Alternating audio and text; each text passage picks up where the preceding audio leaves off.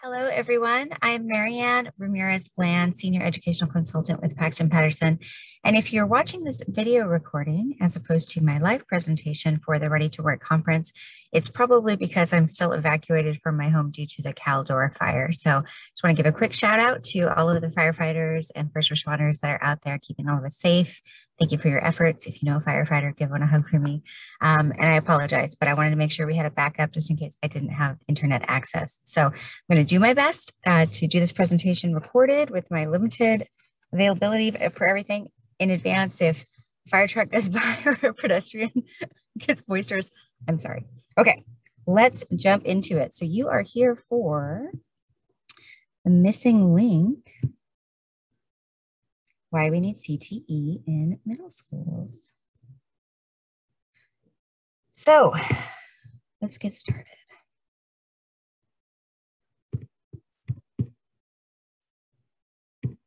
All right.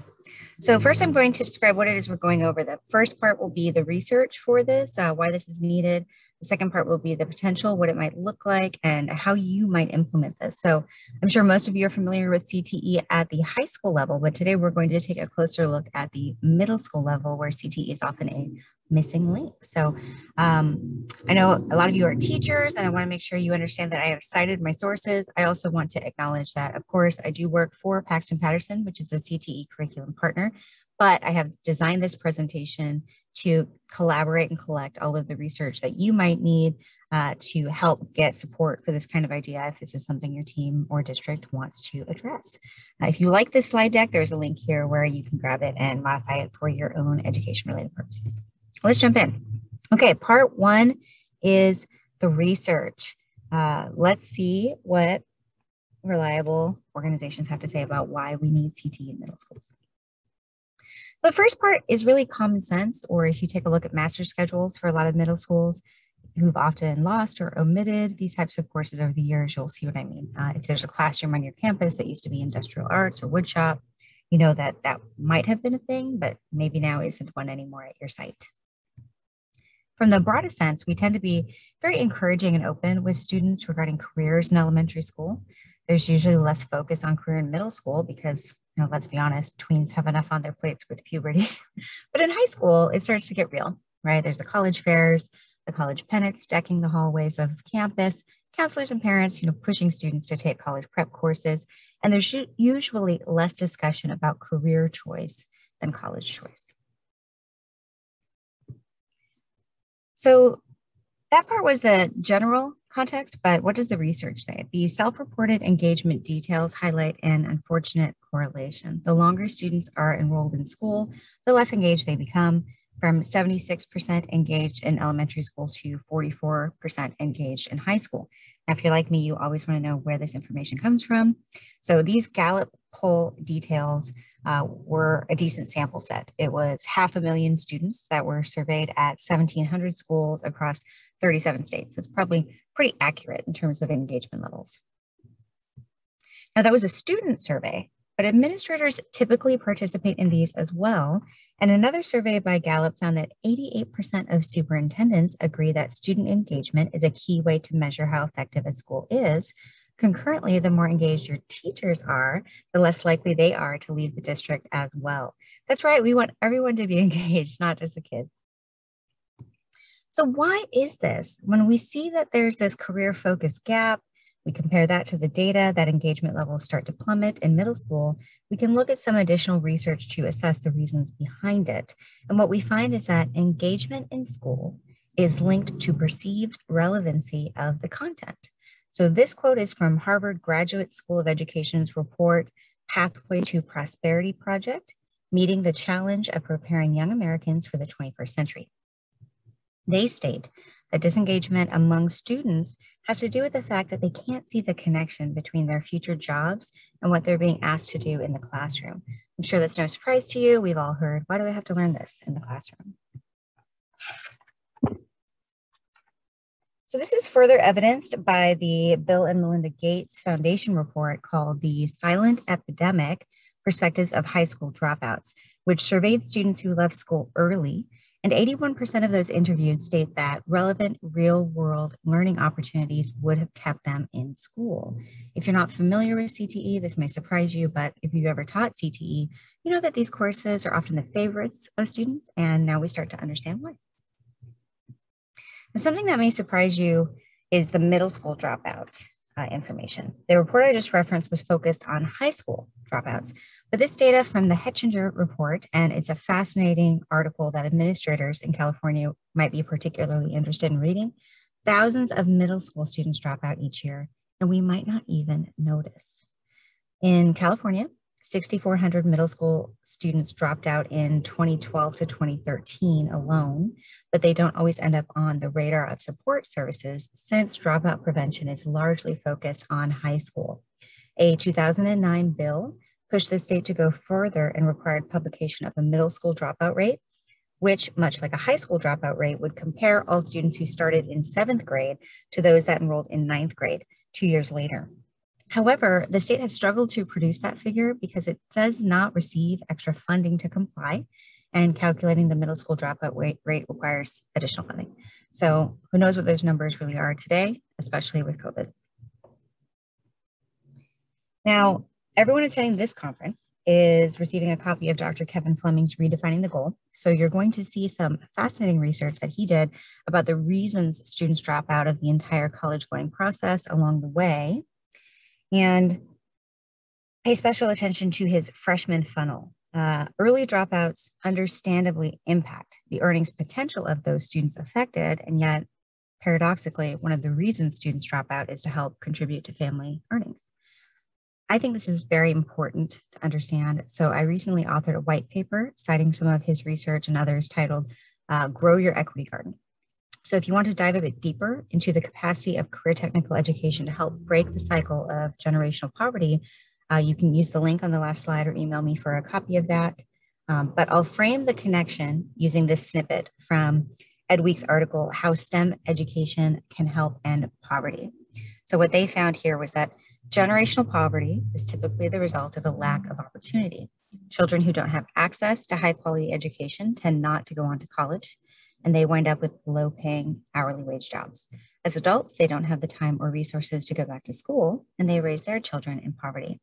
Access to opportunities and entry into high-paying careers can help break this cycle of poverty. So basically, why I'm mentioning this in the context of middle school is that if we wait until high school to give students access to career opportunities outside of their family circle and what they're normally exposed to, and those students are dropping out early to work, then we could be missing the chance to lift up those students who are struggling most with poverty. All right, let's recap before we get into part 2. So our research so far has shown us that there is a gap in career focus during the middle grades, that student engagement begins to decline rapidly in the middle grades, that engagement is linked to perceived relevancy from students, and that students see real world / world of work content as most relevant to their future.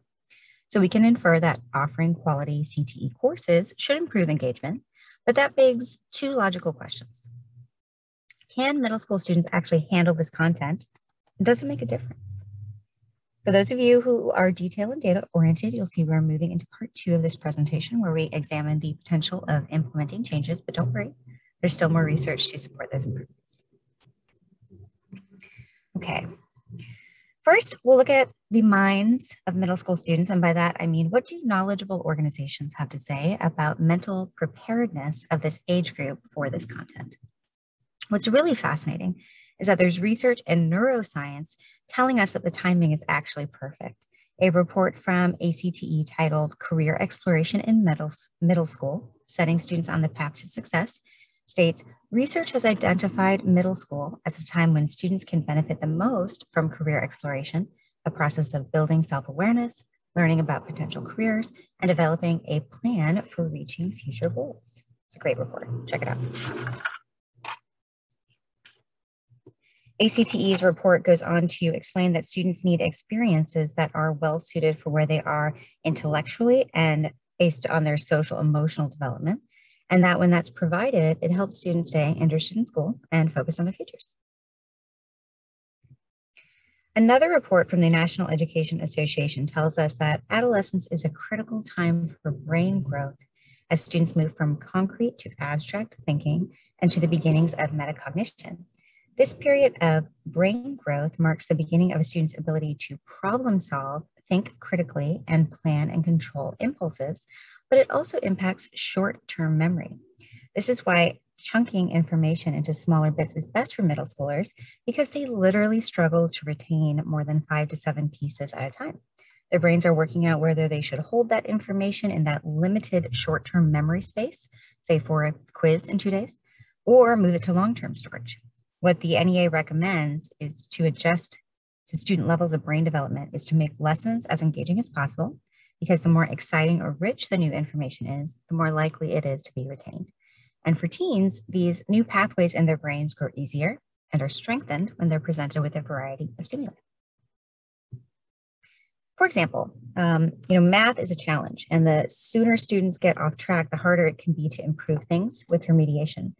So rather than giving students who are doing poorly with math more math taught with the same approaches, consider blending it. STEM is inherently linked with CTE in lots of industry sectors. So for example, in the Paxton-Patterson Flight and Drone Technology Unit, we have students utilize the Pythagorean theorem to accurately launch rockets they built. And to illustrate that in a way that's much more engaging than me telling you about it, I'm going to play you a video that was created by students to share with other students what they were learning in their middle school CTE lab.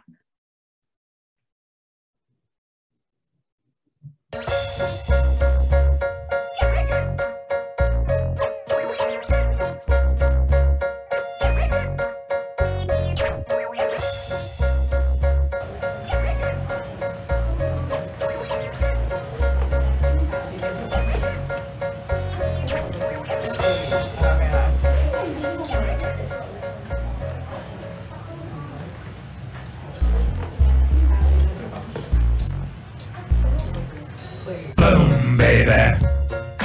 Boom, baby. Boom, baby. Boom. Boom, baby. Boom, baby. Boom, baby. Boom. First day of school had come too soon. I'm talking major bummer, 'cause I had an awesome summer, which was all about the boom. I didn't wanna be here, there was nothing new to see here. But then something cool then weird occurred when I walked in Mr. Baker's room. I couldn't believe my eyes, 'cause much to my surprise, everybody wanted to be here. Nobody wanted to leave here. There were people popping big balloons and dragsters flying across the room and rockets launching zoom, zoom, zoom in a wolf head singing boom, boom, boom, boom. Boom, baby. Boom, baby. Boom, baby. Boom. Boom, baby. Boom, baby. Boom, baby. Boom. In trig we learned a theorem, then pimped it with the theta. But I couldn't see a reason why I needed to know this data. And here we built a rocket and went outside to launch it. And then B tangent theta equals altitude. Piece of cake in Mr. Baker's room. My dad says he took auto shop when he was back in school. He also had a woodshop class he says was pretty cool. Well, I bandsawed my own car design and raced it with a friend of mine. Took apart a Briggs and Stratton too. Shop's got nothing on Baker's room. Boom, baby. Boom, baby. Boom, baby. Boom.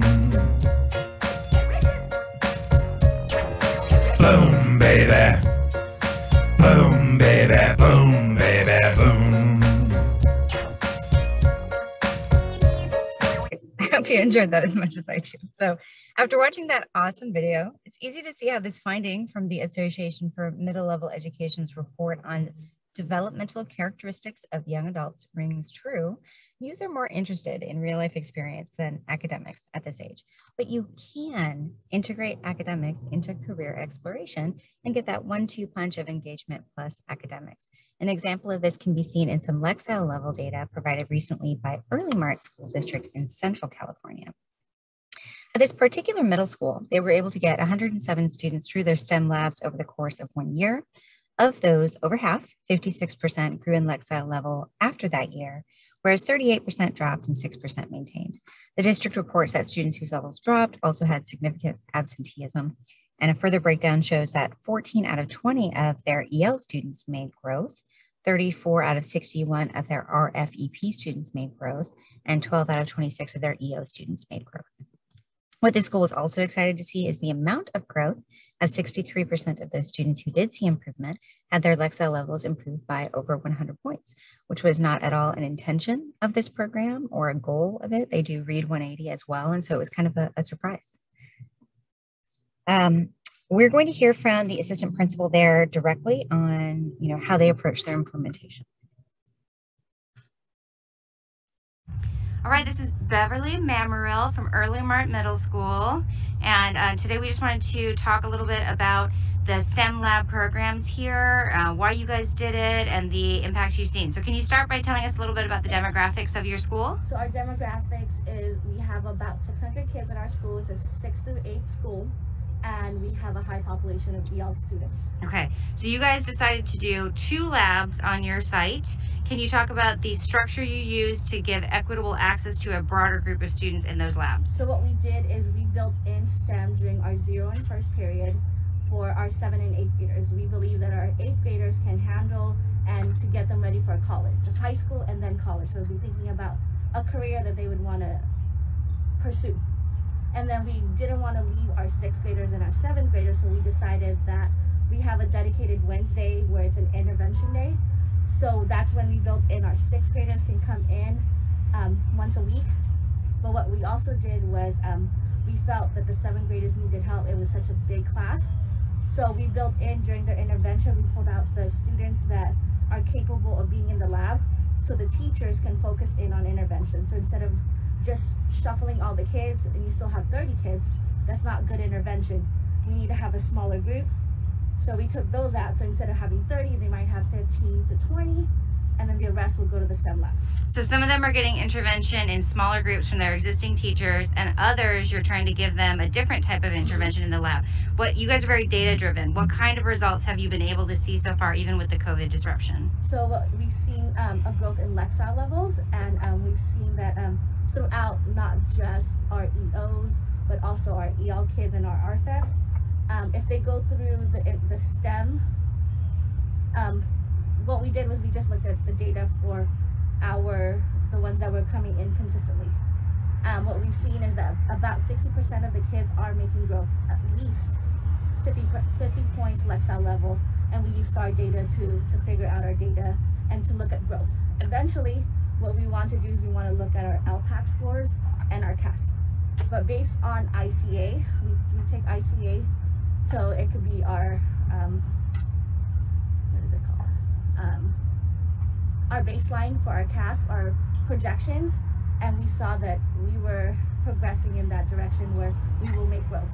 Okay, tell us more about the teachers that you're having teach this course and how you're providing access to more students by being creative. So what we did is we have not just our STEM coach, but our other teachers be trained in the STEM. So we're not dependent on one person, and we can have equitable access for all grade levels by training 6th, 7th, and 8th grade teachers. And they come in how? Like every now and then? So before COVID-19, what we were going to do is we were going to have them go every other day or take part of their science. And also, it's the whole let's make intervention purposeful and meaningful. And the way to do that is to make our classes smaller, and this is how we can make our classes smaller.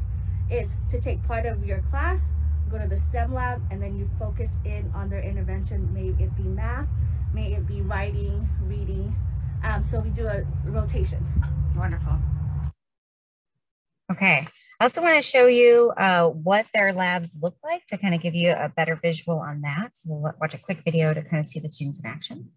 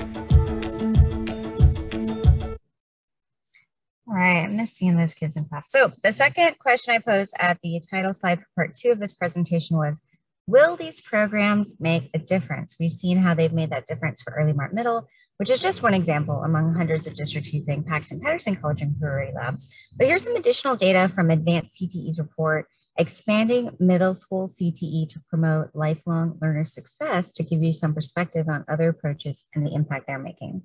So you can see Nebraska, I think it has a Developing Youth Talent Initiative where they coordinated specifically with industry partners and they created like a STEM trailer. And from that directed focus, they were able to get close to a 70% increase in manufacturing, which is important for their region. Ohio actually passed a law requiring CTE courses in 7th and 8th grade, and they could do either exploratory ones like the ones we're discussing or high school level. They had a little bit more flexibility than here in California, which we'll talk about a little bit on the teacher licensure needed to teach this. And then the number of students they had participating in that obviously went up quite a bit. Utah has actually offered middle school CTE for over 2 decades. And it's a career awareness course required for graduating middle school. And they recently switched to a competency-based or flexible credit option to even make it more experiential, which is pretty cool since that's not something we normally see here in California until the high school level. So part 3, next steps, we've discussed why middle school CTE is important. We've looked at what it may look like. And then lastly, we'll look at ways to find or build and fund these types of programs. So elements. The first thing you'll need to do is get your team on board. So feel free to share this presentation with them or invite your regional education consultant from Paxton-Patterson to have a meeting with you to learn more about what your unique goals and challenges are and help determine if a program like this is a fit for you. The next few things you need to determine are who will teach it. We're going to talk more about credentialing, what they will teach, and where they will teach it. So beyond that, there are many considerations and lots of preparation if this is something you're going to tackle yourself. Now, in California, we typically will use CalPADS course code 9236, and a CTE credential is technically recommended. So let's go into that a little bit more now. So this is a slide, here, let me back up. This used to be a 7000s CalPAD course code 9236. It has been accurate for about the last year and a half. What you're seeing here is a slide from a presentation that the Commission on Teacher Credentialing presented in January of 2020. In which they issued new guidance that exploratory or wheel courses should be taught by instructors with either any CTE credential in any industry sector or a single subject credential in one of these areas. Now, that said, this presentation did not use the word middle school in their slides. And whether or not you would end up with a misalignment flag here may be determined by the funding source you use for your lab, right, or your program, and whether or not that funding was earmarked for CTE. So I would recommend checking with your own district on what they want to do, maybe your federal and state programs person or your director of curriculum instruction or CTE. And for those who are very concerned about this, I don't want you to think of it as a hurdle, because I will point out that Orange County Department of Education has a really great program. They're extremely helpful individuals in that office. And so you can go through a complete remote course on that, and pretty much any teacher that's been teaching for a couple of years can get a CTE credential in the education sector, because the biggest hurdle for this is the appropriate number of hours within a recent-ish time frame for an industry sector. That Orange County one is very affordable. So if that's your concern, you can do that. Now, note that if you have middle school CTE courses that are specific to one industry sector, like woodshop or one of the very computer science heavy Project Lead the Way courses, those should have teachers with that specific industry sector credential, and that's according to the CTEC, and they've been pretty clear about that. Okay, so if you want to do this yourself, what would that entail? All right, if you want to build something like this on your own, you will need to write standards line curriculum, source, price, and integrate the equipment, design activities, purchase or plan for supplies to continue the program, determine how you'll deliver the content, make it, career-ready practices aligned, and figure out how to train your teachers or replicate it at other sites within your district, which is likely to be a long, frustrating path for you and your teachers. Now, another alternative would be to work with a curriculum partner like us. So, we can shorten that path to implementation by helping you implement a lab, where we've already done the heavy lifting for you. In terms of what we do, you'll see on the left here a crosswalk. I'll typically look at pathways that are offered at the high schools within that district, and then help you backwards map those according to industry sector, make sure they all align, as well as what's available maybe at the community college or at the RP. And then I will look at your physical space and help you determine what will fit in there, since there are some storage and surface area considerations for a 70% hands-on project-based learning type of course. The things that we include in ours and other stuff you might want to consider if you're making something like this on your own, the curriculum, all of the assessments, which the program grades for you within the learning management system, all of the tools and materials, so the consumables, the standards aligned, CTE, the activities and the projects. We set it up, we support it, and we train the teachers. And then the last thing I want to make sure you guys are aware of is the way these courses are implemented, which is in a unique rotational model. And I have a quick video about that. It's a familiar sight in many classrooms. Students sneaking text and staring out windows. To combat student disengagement, stakeholders are pushing for individualized instruction and project-based learning, but they don't always provide strategies to do that. Of course, you want students to be more engaged, but how? In Paxton Patterson learning systems, we utilize a rotational model instead of whole class instruction to accomplish this. Here's how it works. Students are teamed up in pairs and assigned to different units at the same time. They access content through the learning management system and get started.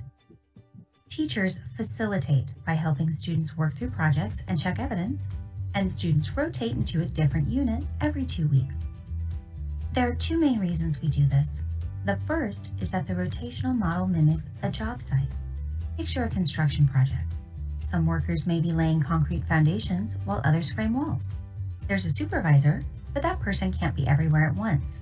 Workers need to make decisions, independently or with colleagues, instead of asking their boss what to do every 5 seconds. The second reason is economical. It also stretches your project-based learning dollars. Let's say you want to teach a unit on phlebotomy in typical whole class instruction. You have 30 students per class, so you buy 15 venipuncture kits at $600 a piece. This means you spend $9,000 on that equipment, teach the unit for 2 weeks, then store the arms in a closet until next year. This approach rapidly devours budgets and makes storage a huge challenge. In the rotational model, all students can still try phlebotomy as they rotate through the units, just not all at once. The rotational model is perfect for CTE because it saves money, prepares students for the world of work, and engages with content relevant to real-world job skills. To learn more about how Paxton Patterson Labs can help you engage students, reach out to your educational consultant today. So if you were going to build your own program, the rotational model is still a great way for you to really stretch your project-based learning dollars, keep it cost effective, and that's why we do it. So on the note of cost effectiveness is funding, right? Usually people say, yeah, this sounds great. How am I supposed to pay for this kind of thing? And I really want to highlight the ESSER and CARES Act funding. So, here in California over previous years, I've had success helping districts include middle school CTE in their grant applications, particularly Strong Workforce. Strong Workforce is designed to launch new programs, whereas CTEG is designed to strengthen existing ones. So depending on your district's plans and whether or not CTE for middle schools was included in them in the first place, you have lots of options. There's a new round of Strong Workforce, so Strong Workforce round 4 applications are coming up soon. And they do have some guidance on the CARES Act. There's nothing in the legislation that I could find that excluded it from use like this. It doesn't even have a supplanting part to it. So most of you probably have access to very significant ESSER funding if you have a Title I population. And I've highlighted a lot of the research around that in my equity paper, linked on that last slide, but I've also helped some schools fund their labs through district partnerships with, community partners in the industry, businesses like, say, for example, a local dentist office paying for the dentistry module and so on. So there's always creative options. Some other ones you'll see here, Perkins. Perkins has recently been updated to come down through, I think, 6th grade it is. Title I is an option if you're serving enough of that population in your courses. And then, of course, general fund as a last resort. So thanks for hanging with me through this presentation. I hope you found it insightful and research-based and that you are inspired to make CTE happen in your middle schools. If you have questions, please don't hesitate to call, email, or text me. I'm happy to help and will do my best to point you towards the right resources to make your CTE goals a reality. This is the link to the white paper I mentioned, and I'll make sure you have access to the PDF version of this presentation as well. Okay, everybody, stay safe and enjoy the rest of the conference.